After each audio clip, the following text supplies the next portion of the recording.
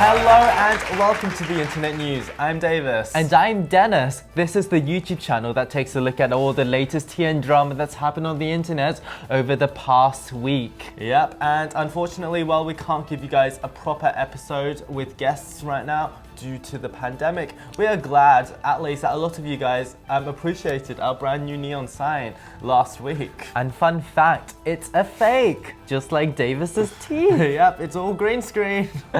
Remember, if you want to be notified every single week on Tuesdays, 7 p.m. AEST, with either a normal episode with guests or one of these snazzy internet news episodes, make sure to subscribe, smash the notification button, smash the like button, smash Davis, and comment your thoughts on the comments below. On the stories below, On the stories below. Yes, last week we smashed our 2-like aim and we just couldn't do it without all of you guys' help. So this week, let's aim for a very ambitious 3. Yes, party people, now onto the tea this week. And this week we are beginning with a party. Oh my god, whoop whoop. That's not the way I taught you, Davis. Whoop. Yeah, we are talking about a secret birthday party that apparently Tana Mongeau had. Mongeau, do you mean Tana Mongeau? Yeah, Tana's mentor and close friend, Paris Hilton, called Tana Mongeau this week in a video. Would you do more collabs with other YouTubers on your channel? The one you did with Tana Mongeau was so hot. But we are slightly getting off topic right now. Yes, we are, because the main point of the story is that she had a party and it was a secret. But why was it a secret? Why weren't there any social media posts about it? And more importantly, why weren't we invited? Well, Dennis, maybe because we call her out practically every single week. Well, maybe it's a good thing because the party was completely infested with the virus. Oh my god, was it C virus? Yes, that one, the censored virus that we can't name. In an anonymous screenshot by a verified user to Deaf Noodles, a lot of people were apparently tested positive for the virus at Tana's birthday party. And this anonymous person felt horrible because of the virus. And to make it even more terrible, the infected people from Tana's party spread out further by going to the Hype House party. Oh dear, that does sound very serious. It is. And it doesn't seem like that these parties are stopping at all because the whistleblower has been invited to yet another party. That is why you don't invite whistleblowers to parties, Davis. Or that's the thing I'm getting from this. Speaking of the house party at the Hype House, do you want to know how many people were tested positive at that party? 2? Nope. Apparently, most people were tested positive. Oh, how did it spread so quickly, I wonder? Apart from not social distancing, apart from not wearing masks, they helped the little virus along by sharing vapes, drinks, and swimming the pool together. Like in an infested soup of virus. Yeah, if you could make a list of everything not to do in a pandemic, well, that party would probably tick all of the boxes. Okay, so I need some cheering up. So let's talk about something good, shall we? Yes. Let's talk about James Charles's new collab with Doja Cat. Now, what's Doja Cat's real name, Davis? Well, it's Amala Ratna Zandal Diamini. Oh, well done. Round of applause to Davis here for terrorizing her name. You forced me to read it out, Dennis. Doja Cat is a very popular American singer and rapper, best known for her song Moo. What about her TikTok song? Well, I don't know what it's called, so we're gonna go with Moo. Okay, now while we don't know the nature of the collab, apart from it consisting of a YouTube video together, this is a very big opportunity for both James and Doja. Like a makeup artist and a singer together at last. Is all well? Well, no, because Doja Cat has recently confirmed that she has the C virus. What? Yep. Despite famously mocking people who had been scared of the virus in Instagram Live, she recently revealed, "I've got the C virus.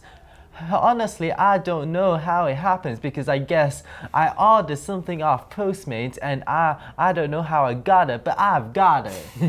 Well, good for her. But oh my god, and despite this, they just filmed a physical collaboration together with no social distancing and probably lots of hugging and applying makeup on each other. without masks. Yes, indeed, but I must say that she does now claim that she no longer has the virus. However, it's advice from government all over the world and doctors that you should still physically distance and isolate yourself for 2 weeks, even if you test negatively for the virus. Yes, indeed. We also don't condone James Charles's multiple collaborations in recent weeks, but it's not as bad as Nikita's latest video, at least. Oh my word. There's got to be some kind of government enforced limit to how many people you can have in a single thumbnail during the pandemic. This is terrible. It is. And we've also got more news from Deaf Noodles that James Charles, Charlie D'Amelio, among others, broke self-isolation after mere days. And this is more proof that your favorite influencers are more like influencers. Yes. We reuse that joke every single week. Moving on, continuing from our main story last week, a 14-year-old TikToker Ethan Andrews called out 21-year-old James Charles for sending him inappropriate images of himself, despite making it clear to James that he was underage and straight. Well, now we have information, breaking information I must add, from James's side of the story. Are we sure he's breaking information? Well, that's because Dawson Daily received some receipts from James a few days ago, and they do not make Ethan look good at all. No, it doesn't. We can't be sure, but from the look of it, Ethan started the conversation with a disappearing image, and we assume it must have been from a scandalous and inappropriate kind, because James asked for his age. Let's recall that James has every right to be careful, for he's been infamously catfished many times, leading to quite a number of scandals. So we can see here that James is being very careful and doing the right thing. Yeah, unfortunately, Ethan did not respond well, saying, I was just trying to shoot my shot, like Hamilton, I guess. But I guess I'll just leave you alone. Confused and with incredulity, James replies, I was just asking a simple question though. You screenshotted that snap, which leads me to believe you that you were shooting your shot, not rather messaging me just to try and start something or lead me on. Yeah, I can't. That was very offensive. Well, I'm trying to start something. He did, because James eventually asked for Ethan's age again, and he replied with another disappearing photo. And from that, we can safely assume that he has said 18 because their conversation continues. So we can see here that James was very careful and tried at every opportunity to work out Ethan's age, and yet Ethan's deceptions and ability to misled James. And this is further explained by Ethan's former TikTok friend called Reagan777. Yeah, she explains that the allegations against James are fabricated and untrue. She explains how Ethan boasted to her that he's been talking and flirting with James, and quite damningly, he says that he's not gay, but it's James Charles, so I'm going to flirt with him. She also explains that he had lied to her about his age as well, telling her that he was 17, and we know that he's 14 or 15, don't we? Yes, yikes. We're going to stay quite as neutral as we can on this topic. Really though, Dennis? Because it seems quite damning for Ethan. Well, we're going to try to stay as neutral as we can, so tell us your thoughts, right? Yeah, we'd love to hear them in the comments below. And now, Davis, moving on, do you know who I've got the hots for this week? Surely it's not Trisha Paytas again. Nope, it's Tony Lopez. Just look at the way he gesticulates his hips and thrusts his arms up and down and fills himself on camera. This video is everything I've ever wanted to be. Well, Dennis, I'm afraid that he's been up to a spot of bother lately. And that's a little bit unfortunate for your newfound love affair. Oh no, does he also have the C virus along with everyone else? Well, if we recall the parties from earlier, a lot of influencers have been confirmed to be testing positive, unfortunately, and aren't saying anything, and aren't warning people that they come in contact with. Well, that's just horrible. But how does this relate to Tony? He wouldn't do that. Well, after attending Nikita Dragon's party, Tony made a concerning Instagram story. Let's see it. I don't know how I keep getting sick, but I got a fever and a sore throat.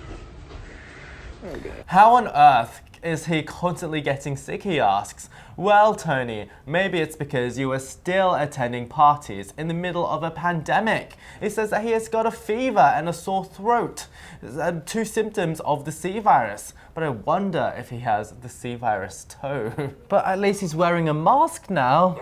Yes, Dennis, but that's not gonna help his big toe out. But he's still young, his toe can still shrink again. And then I'll have my good old normal sized Tony back. Yeah, but did you see what hashtag was trending, Dennis? Oh no. Are you saying that he's still big? Or even worse, dying from his bigness? Nope, I'm saying that he's dead. Because RIP Tony Lopez was trending on Twitter this week. Darn it, I knew I should have donated more to his Patreon. Then he maybe could have afforded health insurance and gotten a ventilator because they are in very short supply. And Tony deserves one more than anyone else. No, Dennis, because he's not dead from the C virus, rather from multiple stab wounds and left for dead in an alleyway, according to Channel 22 News. Oh good, that's not quite as bad as the C virus. It's a good way to go. But other sources claim that it was actually a car crash that got him. No! So what you're saying is he got stabbed, abandoned, got the C virus, and then was run over by a car? Well, It's too much for my little heart to handle. Not exactly, because the stab wounds in the car at least turned out to be a bit of a hoax. Davis, don't play with my heart like that. Well, I'm only reporting the news here, because it was soon discovered that no, Tony had not died, rather it was just a poor joke. Tony even made fun of the whole situation on Twitter. And this story is just another great reminder that the C virus is not the only way to die at the moment. Multiple stab wounds and being hit by a car are still legitimate ways to meet your end, And playing with my heart, Davis. even in a pandemic. Can we move on from Tony now? I'm afraid no, because this week our favorite American president, Trump, He's not my favorite. not my president, was trying to ban TikTok. And I can only imagine what a great tragedy that would be. But it can't be as bad as like Vine 2, can it? Well, do we need to build a firewall to keep all the TikTok refugees away from YouTube? Well, Tony can stay with us. hopefully not, because Tony uploaded this video this week. Oh good. Oh good. But only after posting a TikTok telling people where else they can find him on social media. Covering all his bases. He's gonna win either way. Yeah, so he really seems to believe in his own cause to save TikTok. But if TikTok were to be banned, I know he'll just be fine. I just know it. Well, the internet thinks so too. As we can see from this video, his future lies in the glamorous world of fast food.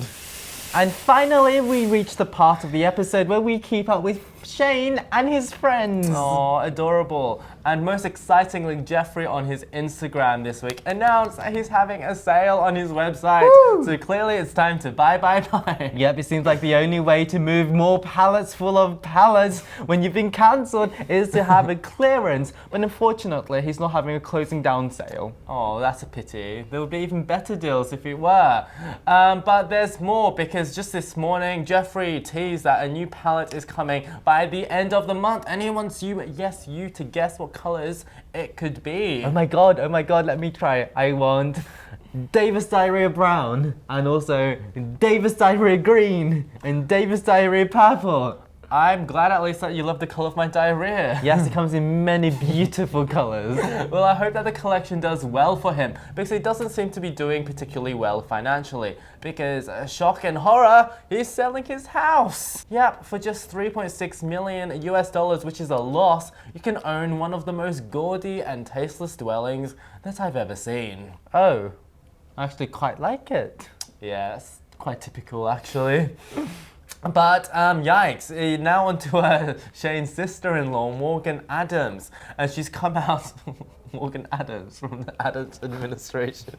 That is hysterical, Davis. Yes, she's come out of YouTube hibernation and has addressed some of her feelings about Shane's latest controversies, involving jokes about pedophilia, his liberal use of blackface, and among other racially charged content.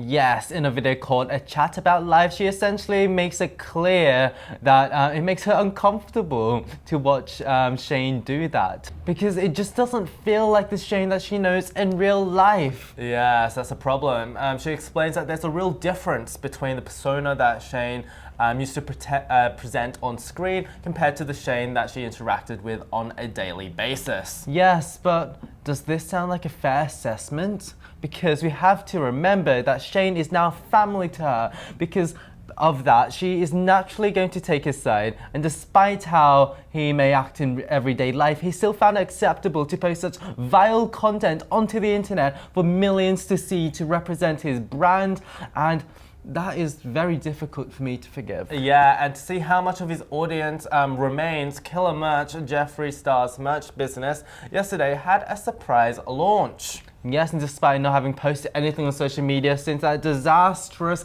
Instagram live where he had a little heart attack, see Tattoo Westbrook on the screen, Shane's new merch line was pushed out to mailboxes everywhere. And while many are speculating if Shane had any input into this rather odd launch or why it has even happened, we believe that it's just the perfect experiment to see how many of Shane's audience members remains to buy his merch.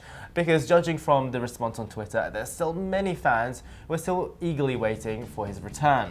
Why do you think Shane Dawson happened to have dropped this launch on us right now? Tell us your theories below. And that sadly brings us to the end of this episode. What are your thoughts on the stories we've had this week? Tell us below. Yes, otherwise be sure to like this, to press the like button and to subscribe if you haven't done so already. And we'll be back next week with another exciting internet news with no friends. Goodbye. Toodaloo.